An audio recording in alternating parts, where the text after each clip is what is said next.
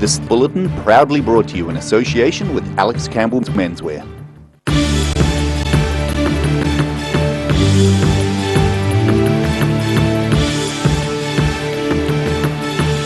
Tonight on The South Today, the owners of Remarkable Station have decided to give away most of their land to the QE2 National Trust. A leading forensic anthropologist is hoping to demystify her profession. And a Queenstown primary school has taken peer support to a whole new level.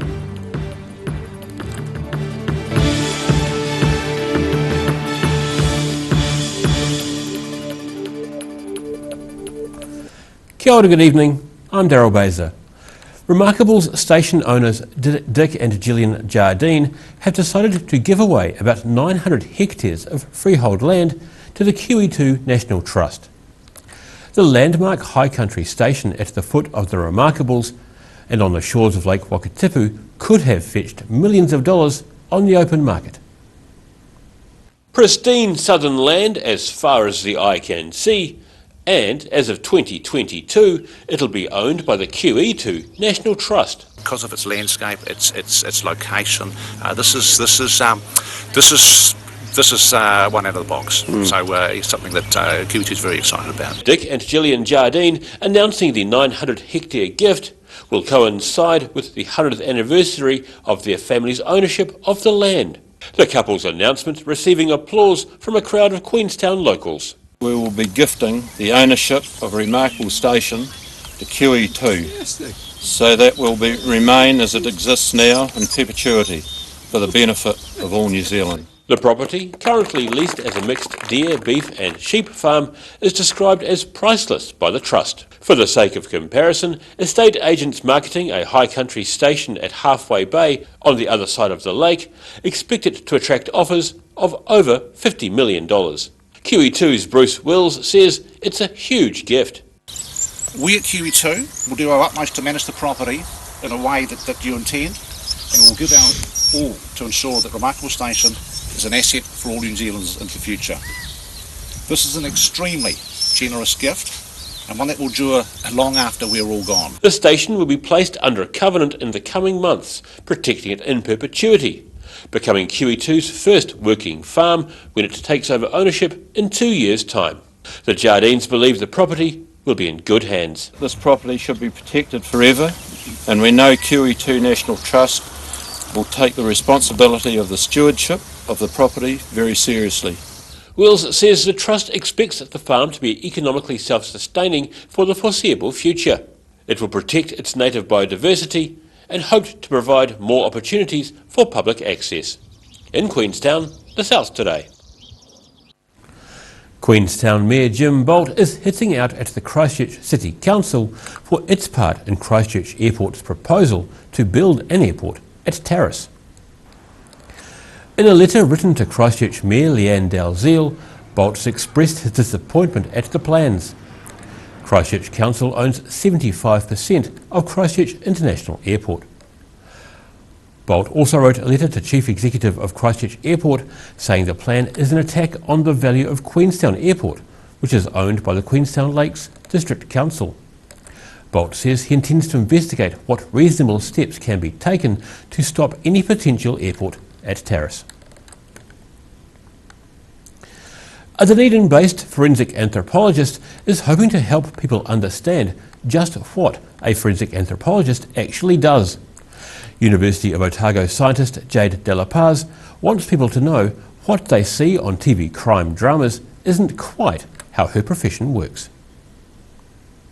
A Dunedin-based forensic anthropologist who has helped identify victims of the 9/11 terror attacks is hoping to demystify her profession. I would love to bring forensic anthropology to the front of the minds of people in New Zealand. It's not a very big field here, but I also feel like the research is really important. Forensic anthropologist Jade De La Paz says most people's experience with forensic anthropology is through TV crime shows, where entertainment is king and complex scientific processes are highly condensed. I think it's important to have research done everywhere in the world so that different cultural ideas and different populations and just different groups of people are represented, and then also so that De La Paz was 16 in 2001 when the 9/11 attacks happened, but was called to be a visiting scientist at the New York City Medical Examiner's Office in November 2016, where she worked with the anthropologists still trying to identify missing individuals from 9/11. you've got the International Commission of Missing Persons, which is in The Hague in the Netherlands, and they work on projects. They worked on 9/11, and they worked on the tsunami in Thailand, and they've got projects going on in Iraq now, et cetera, et cetera. Her current line of study is looking at the remains of deceased persons, 10 in New Zealand and 10 in Thailand, with the aim of determining gender by studying muscles and how they attach to the skull.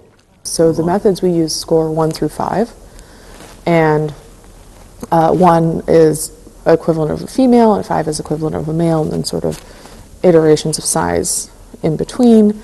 3 is vaguely neutral, but you sort of score all of these characteristics. She says in the past, anthropological findings in terms of ethnicity have been used in not flattering ways against some races, which she says is something modern anthropologists need to be mindful of. It's definitely problematic because there is a history in anthropology of working along racist lines, and so modern anthropology is working as hard as they possibly can to sort of get away from that, but also recognize that there were issues in the past, not trying to erase it. She's an associate member of the American Academy of Forensic Sciences and currently a forensic anthropologist and PhD candidate in the anatomy department at the University of Otago in Dunedin, the South today. Preparations for a $1 million upgrade to Dunedin's railway station have begun. Scaffolding is being erected at the Cobb & Co part of the railway station. The Dunedin City Council says the 114-year-old Category 1 listed building is deteriorating and is in need of significant work. The council estimates the first stage of the project will cost about $1 million. While waterproofing, roof and masonry work is being done, the building will be covered in a large tent, protecting it from the elements. The first stage of the repairs at the northern end of the building is expected to be completed mid-2021. A Queenstown primary school has taken peer support to a whole new level. Pupils at Queenstown Primary are spreading kindness and empathy through kindness boxes that they've designed themselves. 100 handmade kindness boxes have been made by Queenstown Primary School pupils to be given out to children who might be going through a tough time this year. Because this year has been hard, so the kindness boxes were a good way to show kindness. The boxes are filled with all sorts of useful items a child might like to receive, including pet rocks and finger puppets, plus other handmade items. And some other classes did sewing and made little cactuses with sewing and lots of other cool things like books and pencils and that sort of thing. The pupils spent much of this term coming up with ideas of what might go into the boxes, and now it's up to Queenstown Community Support Group Baskets of Blessing to distribute them, with Bernice Hassard saying she's very impressed with what the youngsters have come up with. I mean, at that age, what age are those children, doing something for someone else? I know they've had their teachers suggesting things to them, but look at the beautiful boxes they've made and the things they've chosen themselves to put inside or make to put inside. It just shows that empathy starts at this level and hopefully it continues all their lives. The Baskets of Blessing charity also distributes a large number of meals and food parcels in the Wakatipu community every week. In Queenstown, the South Today. And still to come on the South Today, teddy bears are brightening up hospital stays for a group of southern children. And the sale of a farm is helping to save a rare stand of totara near Invercargill's Oreti Beach. See you after the break.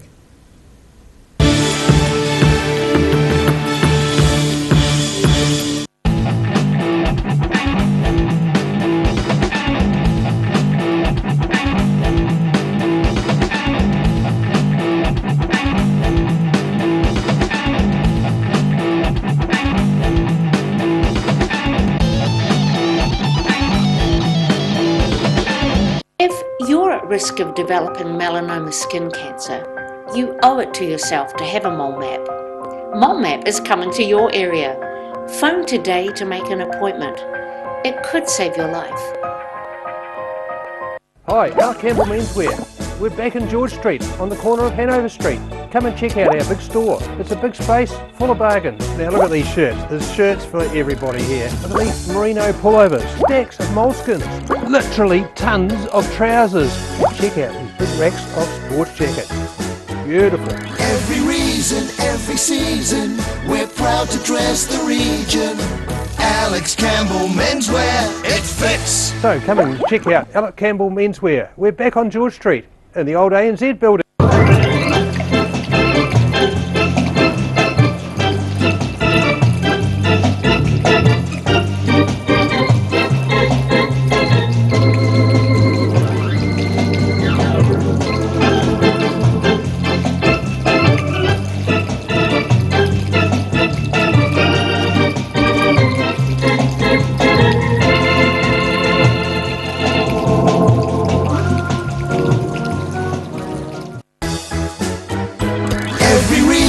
Every season, we're proud to dress the region. Alex Campbell Menswear, it fits. You've seen us in the street, now find us online. Check out shopon.org.nz. We have all sorts of treasures, from retro and vintage clothing to antiques, homewares and accessories. New items added every week. We're open 24/7. A poorly maintained heat pump can lose up to 35% of its output. The Mr. Heat Pump Cleaner team are experts. Their specially developed chemical wash is totally biodegradable. Call Mr. Heat Pump Cleaner and get the job done by the professionals.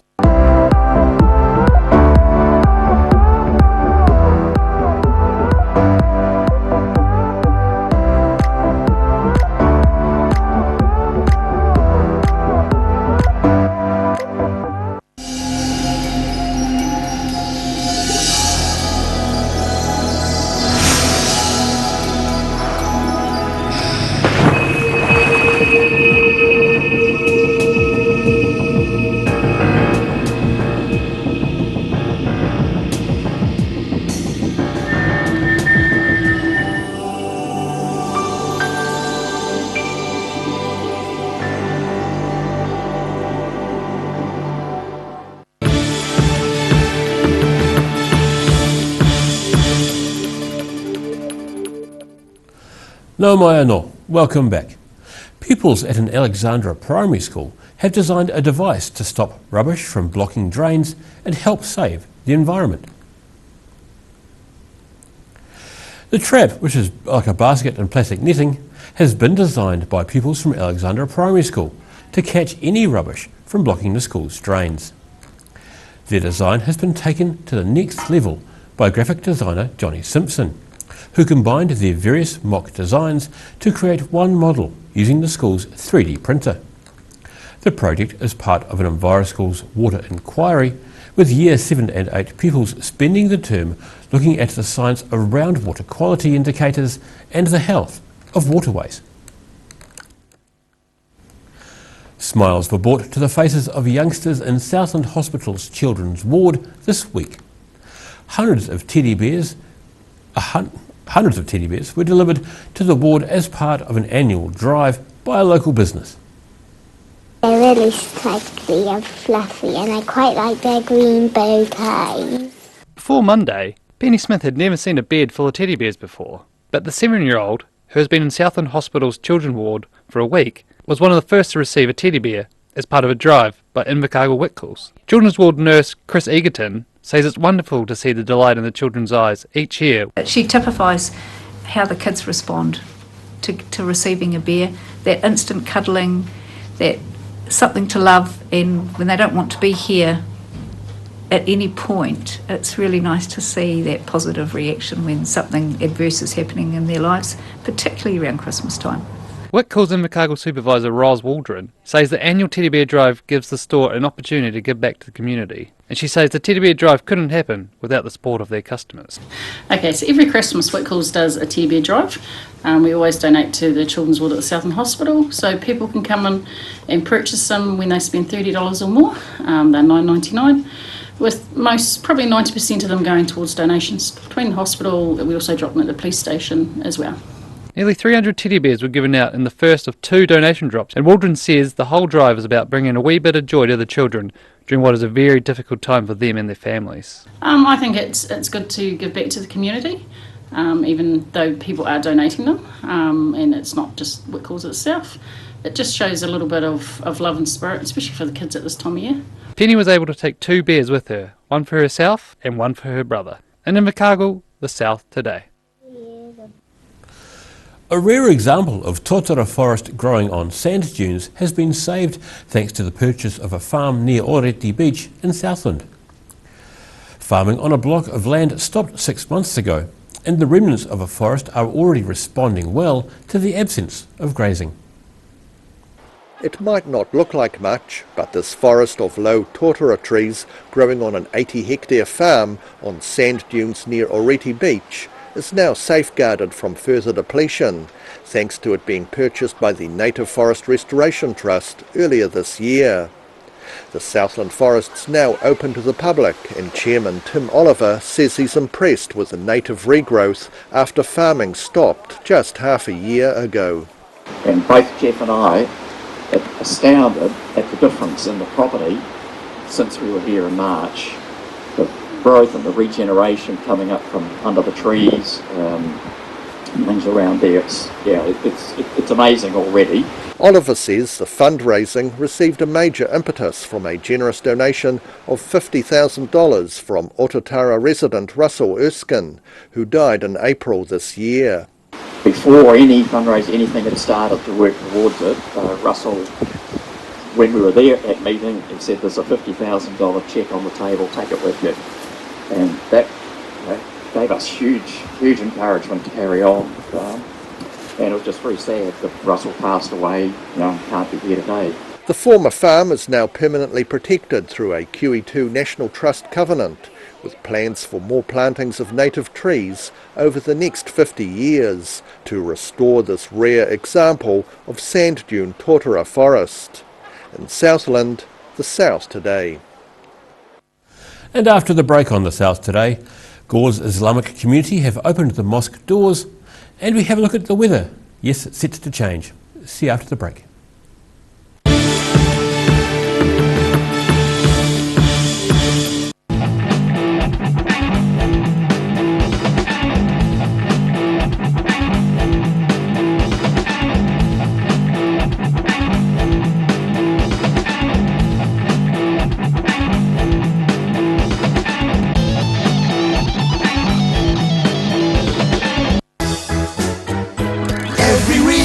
Every season, we're proud to dress the region. Alex Campbell Menswear, it fits.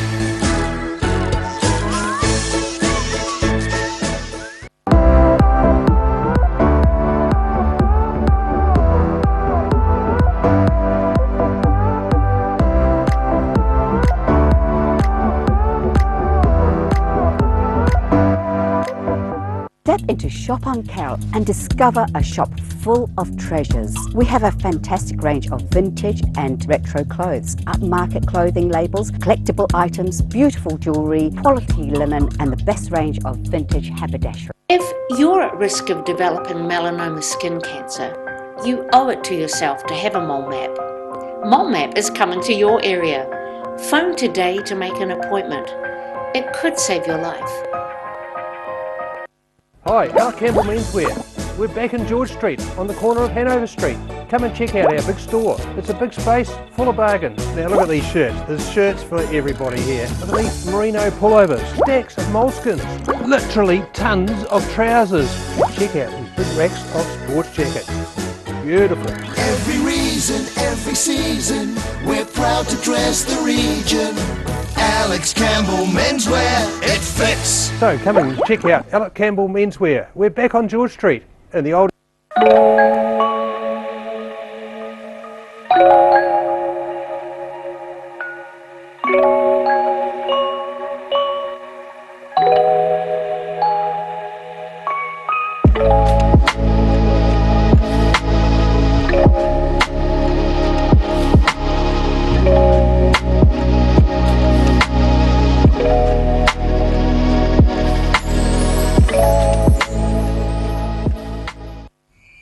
Ah, TV, our favourite babysitter. But it can be tough keeping up with what our tamariki are watching. Luckily, the Broadcasting Standards Authority has made some smart changes to the classification labels. Ooh!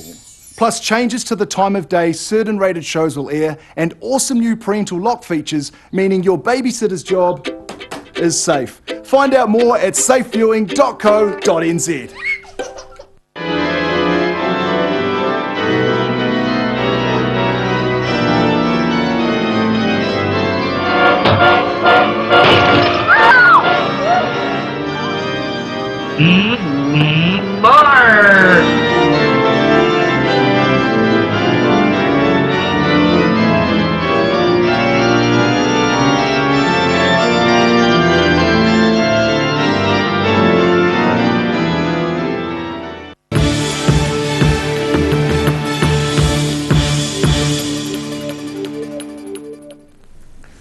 Thanks for staying with us. The public have been given the chance to visit their local mosque in Matilda. A number of local dignitaries came along to the event as a show of their support. Mataura's mosque has opened its doors for the first open day to the public. People learned about the Islamic religion and ate a barbecue lunch together. Gore Mayor Tracy Hicks thanked mosque members for giving people the opportunity to come and learn more about their faith. Today is about recognising and understanding the diversity that we have in our country and the change that has happened over the years. The New Zealand that I grew up in is a completely different world to the New Zealand we live in today, and I think that is a good thing.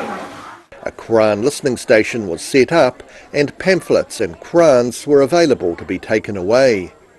Invercargill Labour list MP Liz Craig spoke of how faith can help people cope, especially in times of crisis. You know, if I think back over what happened to the whole community around March 15th, I think about the Mataura floods that were here, and I actually was driving around these streets, the days after. And I also think about COVID-19. And I think we don't have much say in the things that sometimes happen to us, those events, but we do have a lot of say in how we respond. And I think that's where faith comes in, because I think it's about us. Sometimes the faith is just about choosing to get up and go on for the next day. Organisers say they're hoping for the open day to become an annual event. In Mataura, the South Today. Time now for a look at what's happening in tomorrow's Otago Day Times. We're joined by Hayden Meikle. Kia ora, Hayden. Evening, Daryl. How are you? Good. You? Good. Another good paper tomorrow. Lots of news. Leading off with the released report today into the helicopter crash in Lake Wanaka 2 years ago that killed Matthew Wallace, part of the very famous family up there. The report finding that he was potentially flying too fast, using a cell phone, but they couldn't definitively say that speed or distraction were factors in the crash. So lots and lots to come out of that report in tomorrow's paper. We're looking into the cruise ship season, and obviously there isn't one this summer. There is no cruise ship season. So what does it mean? What does the absence of the cruise ship season mean for Dunedin businesses especially? And the figure I think we've got is a drop in revenue of up to 80% for some businesses. You know, we have a lot of businesses in Dunedin who rely very heavily on the cruise ship season, which has become such a feature of the summer. So talking to them about what that means and how they're going to sort of compensate for that. That's a biggie, because Queensland got hit with the first wave with COVID, but we're going to be hit with a second now. Indeed, yeah, and you think about last summer and the summer before, the cruise ships constantly and the flow of visitors coming in and spending money. So yeah, big deal. Christmas apparently, Daryl, just around the corner. I'm sure your tree will be up soon. Yes, we've spoken to some Dunedin people who are busy putting up their Christmas decorations. It's only so many days away, I suppose. And in sport, well, the All Blacks were named today for the test against Argentina, but the big news, of course, and the very sad news today, Diego Maradona dying this morning at the age of 60. So we've got a bit of a tribute piece in sport and more to come on the great man. A very sad day for fans of what some consider to be the greatest footballer of all time. So all that and heaps more, lots more. Indeed, the hand of God goes to meet his maker. Something like that. All that and more in the paper. Thanks, Hayden. Time now for a look at the weather. Tonight's weather proudly brought to you by Mole Map. Beginning with the southern view, recently planted additions to the railway station's garden being blown around in the wind. Looking at the situation, a strong cold southwesterly airstream brings widespread squally showers to the region, with hail possible and blustery winds. Starting off at the northwest of the South Island, cloudy skies and showers in Westport with 16 degrees. Greymouth is due for to be 17 and you'll also be wet. To the northeast, a much nicer day for you in Nelson, and you can expect a cloud or two and 23 degrees. Blenheim will be warm on 25, but expect a few showers.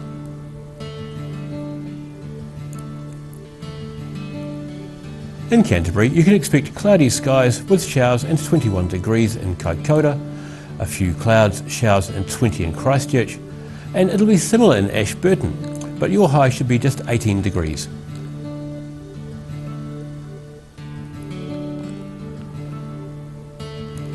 In the southern towns, strong southwesterlies and showers for all down here, where your temperatures are due to be roughly half of what they were today. The Catlins, Balclutha, Lumsden and Gore should all get to just 11 degrees.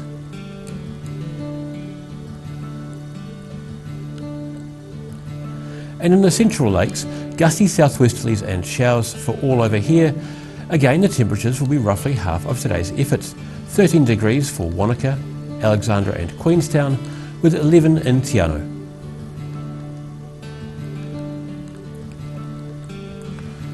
To the northern towns, there's due to be some quite dramatic weather here. Strong southwesterlies and thunderstorms are predicted for Timaru and Oamaru, 20 for Timaru and 17 in Oamaru.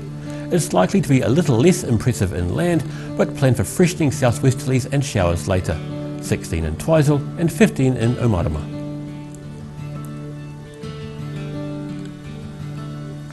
In Dunedin, cloudy tonight with a few light showers and an overnight low of 12.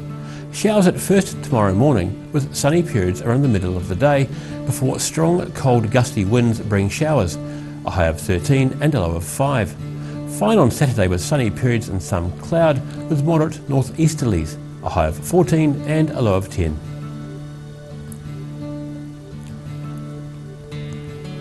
And in Invercargill, rain easing tonight with gusty southwesterlies developing and an overnight low of 10. Mostly cloudy with showers and strong cold southwest winds tomorrow with a predicted high of 13 and a low of 5. Fine at first on Saturday, but cloud increases and showers develop late in the day with freshening westerly winds. Your high should be 15 with a low of 11.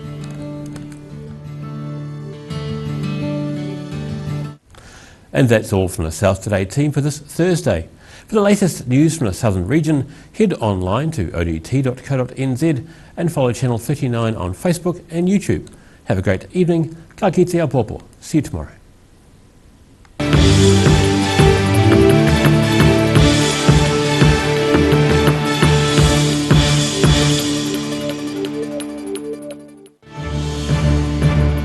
This bulletin proudly brought to you in association with Alex Campbell's Menswear. Supporting local content so you can see more of New Zealand on air.